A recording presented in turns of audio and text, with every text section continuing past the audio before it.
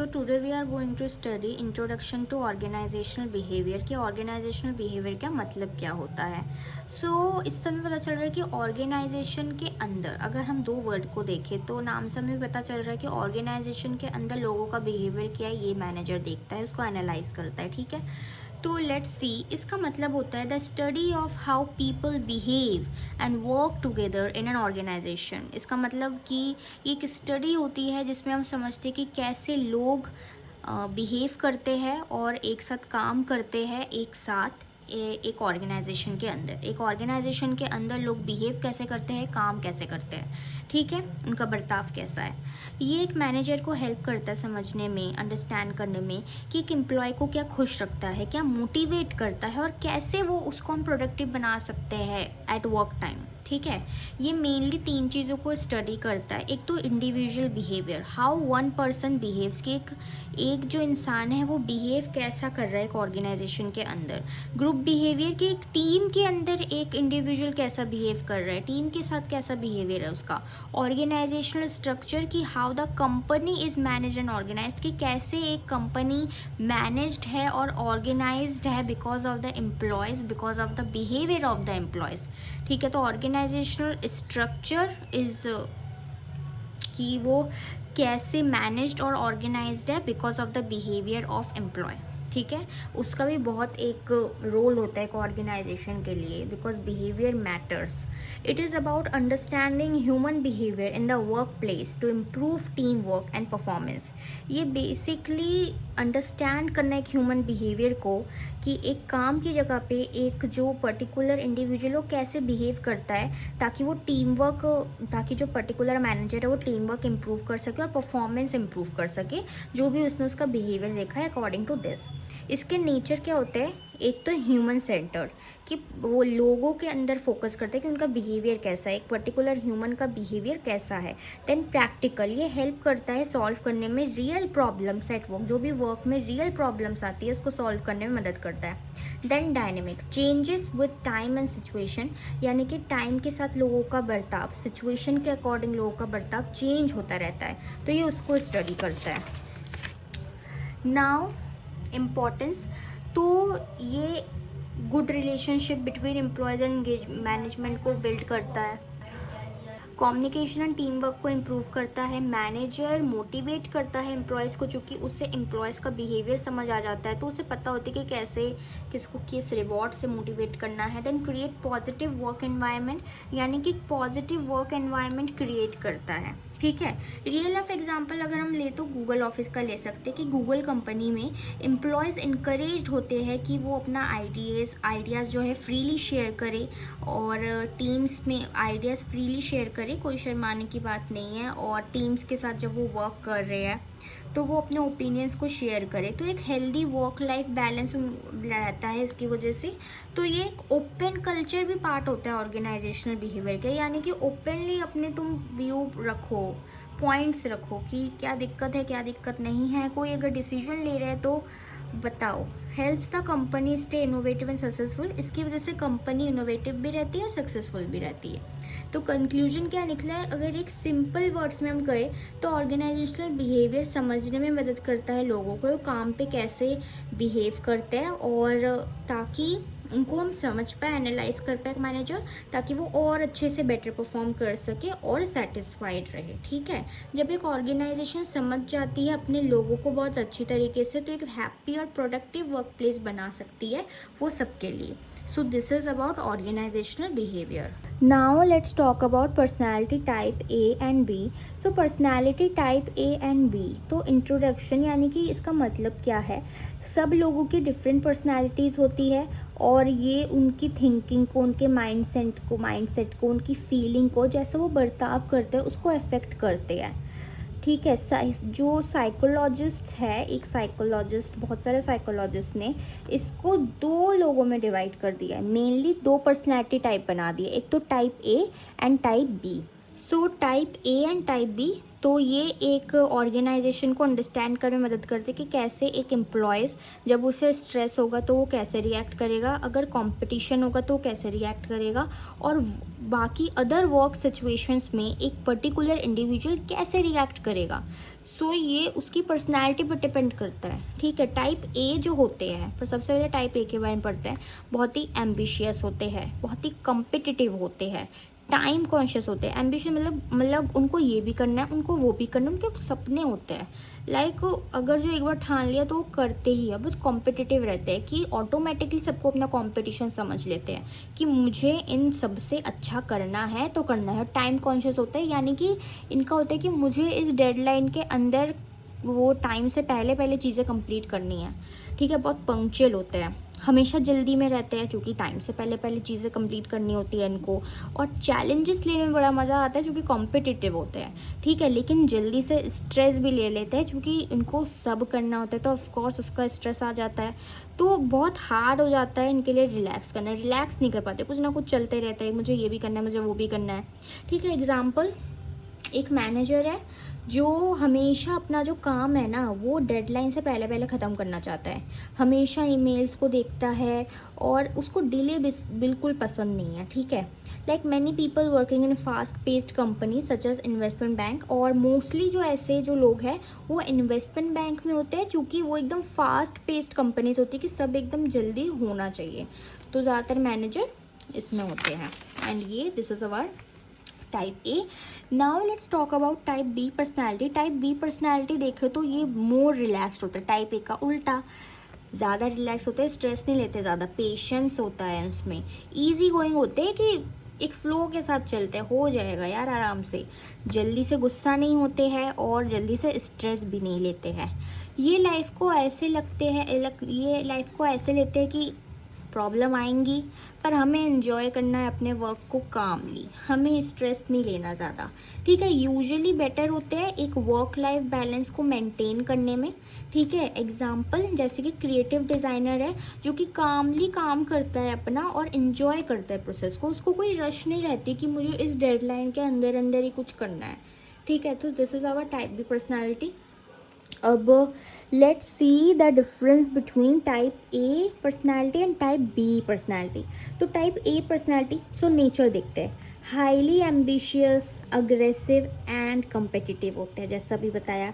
Type B personality काम होते हैं, रिलैक्स होते हैं, ईजी गोइंग होते हैं, हो जाएगा ठीक है। ठीक है, वर्किंग स्टाइल, ये इनको सब जल्दी करना होता है, हमेशा जल्दी में होते हैं कि टास्क एकदम जल्दी कंप्लीट होना चाहिए। ये लोग धीरे काम करते हैं कि धीरे होगा बट अच्छा होगा, कोई जल्दी नहीं है, पेशेंटली काम करते हैं, कोई जल्दी नहीं है। स्ट्रेस लेवल, जल्दी से स्ट्रेस में आ जाते हैं, जल्दी से एंग्जाइटी में आ जाते हैं। ये टाइप बी वाले प्रेशर को हैंडल करते हैं कामली और रिलैक्स रहते हैं। ठीक है, टाइम मैनेजमेंट, ये डेडलाइन से ऑब्सेस्ड होते हैं, पंक्चुअलिटी की दुकान होते हैं। और टाइप बी पर्सनैलिटी अपना टाइम आराम से लेते हैं। ठीक है, ज़्यादा फोकस्ड नहीं होते डेडलाइंस में, पता है धीरे होगा बट अच्छा करेंगे, हो जाएगा। ठीक है, अब जो बिहेवियर विथ अदर, इम्पेशेंट होते हैं, इंटरप्ट कर सकते हैं दूसरों को जब वो बात कर रहे हो। टाइप बी वाले होते हैं पेशेंट लिसनर होते हैं कि आराम से सुनते पहले सामने वाले के opinion, then we will comment on it. Then cooperative होते हैं दूसरों के साथ। डिसीजन मेकिंग, जल्दी से डिसीजन ले लेते हैं, गलत भी हो सकते हैं कभी कभी डिसीजन, क्योंकि बिना सोचे समझे हुए डिसीजन ले लेते हैं। टाइप बी वाले सोचते हैं, किसी भी कंक्लूजन पे पहुंचने से पहले वो लोग सोचते हैं, कोई भी डिसीजन बनाने से पहले वो लोग अपना टाइम लेते हैं कि केयरफुली सोचेंगे, then we will consider it.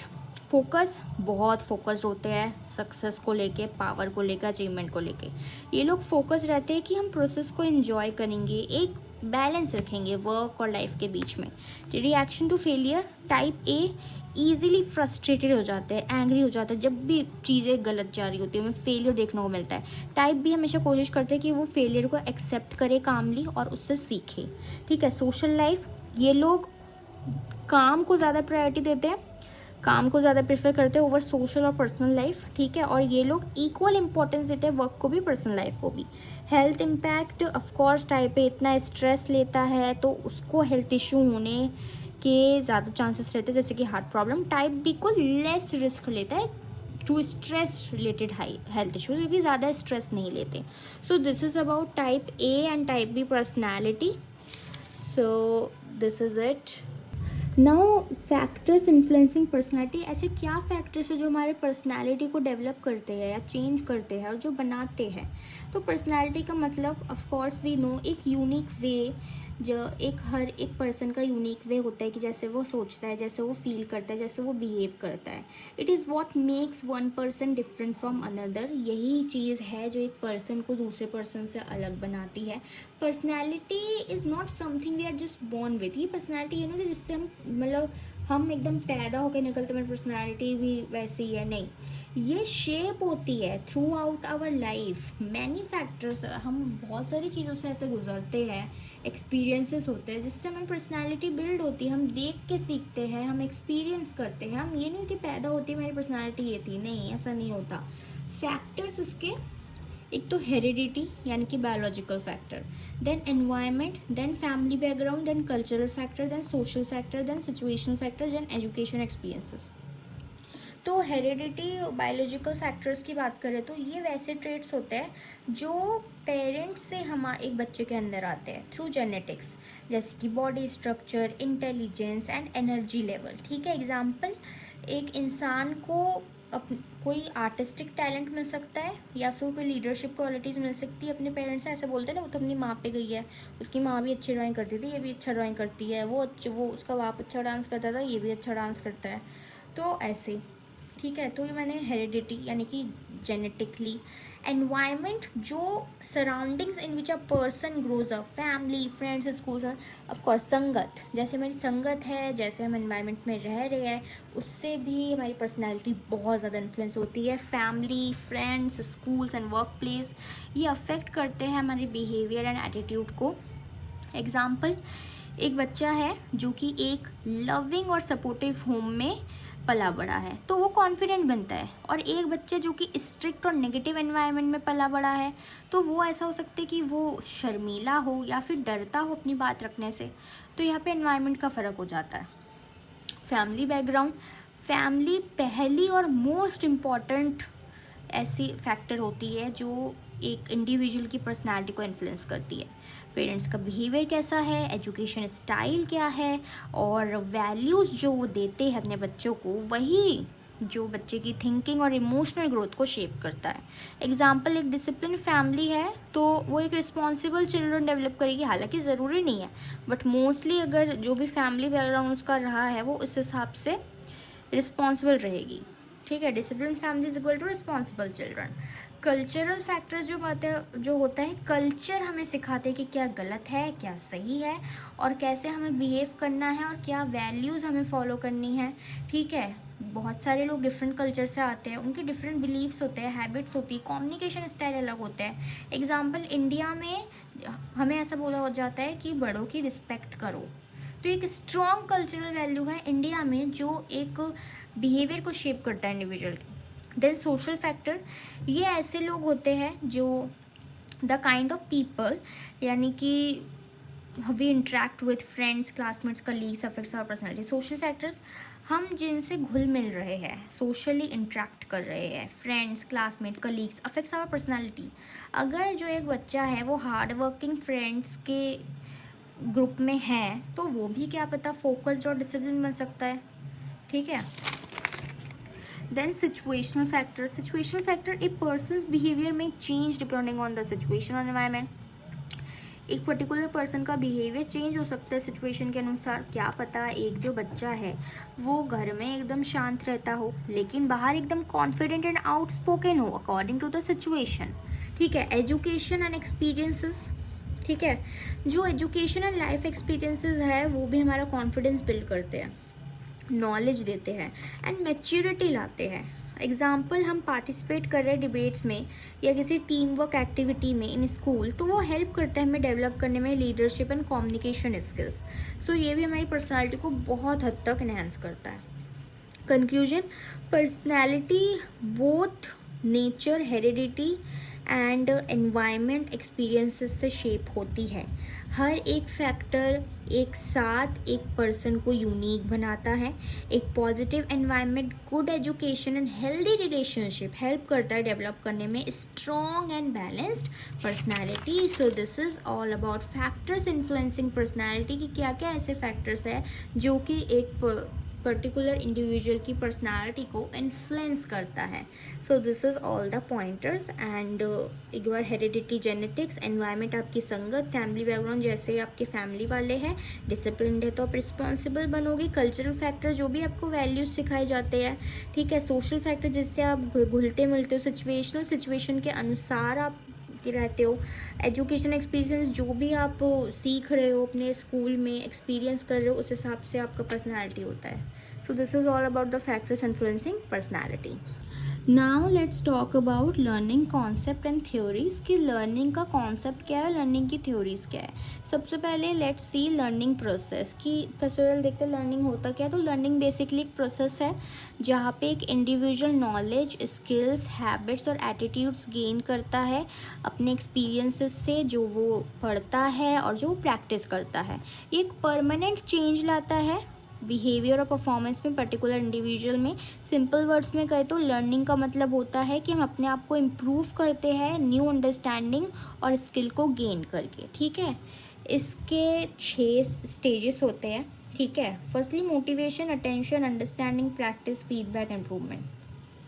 जो मोटिवेशन होती है वो मेरी इनर ड्राइव होती है, अंदर से इच्छा आती है, हम मोटिवेट होते हैं, ठीक है। अंदर की इनर ड्राइव होती है जो इनकरेज करती है एक इंसान को कि हाँ मुझे ये सीखना है, I want to learn something new. Without motivation learning can not start. जब तक आपको मोटिवेशन ही अंदर से नहीं है आप सीखना ही नहीं चाहोगे। एग्जाम्पल, एक स्टूडेंट जो है मोटिवेटेड फील कर रहा है कि वो इंग्लिश सीखे, चूँकि उसे पता है अगर मैं इंग्लिश सीखूंगा तो मुझे अच्छी नौकरी मिलेगी, ठीक है। तो अच्छी नौकरी is motivation for the boy, ठीक है, और फॉर अ स्टूडेंट, ठीक है। अब attention, the learner must focus and concentrate on what is being taunt, ठीक है। अब मोटिवेशन मिल गई, अब कॉन्सेंट्रेशन की भी ज़रूरत है। जो सीखना चाहते हो, जो सिखाया जा रहा है उस पर कॉन्सेंट्रेट भी करो, ठीक है। अटेंशन हेल्प करता है एब्जॉर्बिंग इन्फॉर्मेशन, प्रॉब्लम कि अच्छे से इन्फॉर्मेशन को एब्जॉर्ब कर ले, ऑब्जर्व कर ले प्रॉपरली, ठीक है। Example, listening carefully to the teacher while she explains grammar rules. आप अच्छे से अपनी टीचर को सुन रहे हो जब वो आपको ग्रामर रूल्स एक्सप्लेन कर रही है। मोटिवेशन है आपको इंग्लिश सीखनी है, अब आपको कॉन्सेंट्रेट करना होगा ग्रामर रूल्स पे कि ग्रामर रूल्स सीखूंगा तब जाके तो इंग्लिश बेटर होगी। अब अंडरस्टैंडिंग देखते हैं, तो understanding, in this stage the learner make sense of the information and connect it with previous knowledge. इस स्टेज में जो लर्नर को है, जो सीख रहा है, सीखने वाला बंदा है, वो सेंस बनाता है, जो उसे इन्फॉर्मेशन मिल रही है उसका वो सेंस बनाता है, उसे वो अंडरस्टैंड करता है, उसको कनेक्ट करता है जो उसे प्रीवियस नॉलेज मिली है। अब ग्रामर रूल्स उसके लिए प्रीवियस नॉलेज थी, उसने उसको अंडरस्टैंड किया और कनेक्ट किया। Understanding how to form sentences using new English words, उसने अंडरस्टैंड किया, उसने सेंटेंसेस फॉर्म करना शुरू किया, कनेक्ट करना शुरू किया न्यू इंग्लिश वर्ड्स को यूज़ करके या फिर ग्रामर रूल्स को यूज़ करके। प्रैक्टिस, अब repeatedly application of what is learned helps to make learning permanent, यानी कि रिपीटेडली जब आप अप्लाई कर रहे हो उस चीज़ को जो आपको सिखाया गया है तो वो आपको हमेशा के लिए याद रखवाता है चीज़ों को, ठीक है। एग्जाम्पल, आप रोज़ इंग्लिश बोल रहे हो अपने फ्रेंड्स के साथ तो आपकी फ्लुएंसी आएगी, ठीक है। फीडबैक, फीडबैक यानी कि जो सीख रहा है उसको बताना कि वो कितना अच्छा कर रहा है और कहाँ पे एरिया ऑफ इम्प्रूवमेंट की ज़रूरत है, ठीक है। एग्जाम्पल, टीचर ने प्रोनाउंसिएशन करेक्ट की एक बच्चे की जो सीख रहा है ग्रामर रूल, तो उसने अप्रिशिएट किए कि उसको करेक्ट यहाँ पे करेक्ट यूसेज करो, उस चीज़ की यूसेज करो, ठीक है। तो उसकी गलतियाँ बताई, फीडबैक दिया, प्रैक्टिस की उसने, देन फीडबैक मिला उसको, इम्प्रूवमेंट। अब जो फीडबैक मिला तो लर्नर ने करेक्ट की अपनी गलतियों को और अपनी परफॉर्मेंस को इम्प्रूव किया।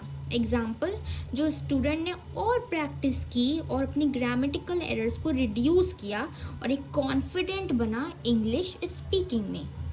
So this is the learning process, जो कि लर्निंग स्टेजेस कि कैसे कैसे हम सीखते हैं।